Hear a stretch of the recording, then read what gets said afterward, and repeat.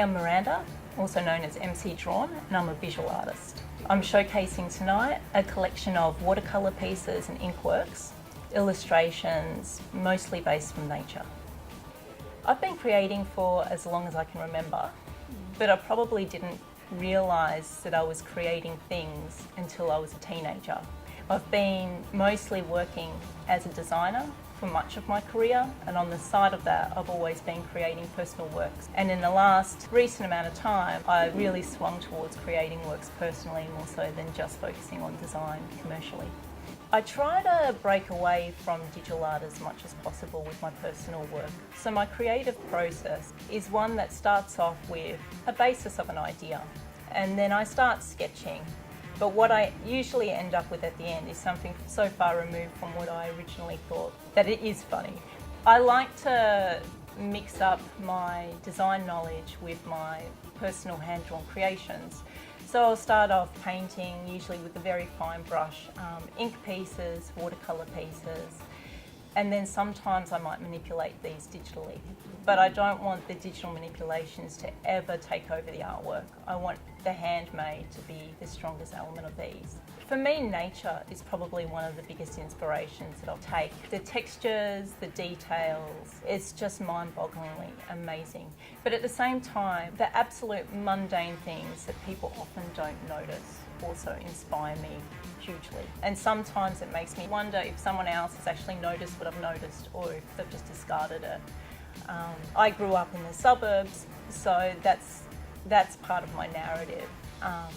And I like to bring together the hyper beauty of nature and the absolute mundane experience of life as well. I get a lot of smiles, usually. On the side of my personal work, I do have a collection of, I guess, more commercial designs, which I've recently released. And those are often really quirky and a bit bizarre, and people tend to have a bit of a laugh, and that's what I like to see. I want to make people smile with my work, and I think a lot of people are quite taken by the fact that it is handmade. People forget that things are made by hand. They're so used to everything being made, mass-produced. People forget about the personal. Whenever I'm drawing animals, I often leave the eyes to the very end because I don't like being watched while I'm drawing. And I decide at the very end if the drawing actually wants to be alive or not. Sometimes I kind of feel like some drawings don't want to have an essence of life. And when I come to that realisation, I know it sounds weird, I leave the eyes out. And then sometimes, I just know when it's going to have that element of life, and that's when the eyes come in. And when the eyes come in, they take on a whole new persona. It's funny, I never really think about what I'm aspiring towards. I just live for the day, and I just want to make the most out of every second that I've got.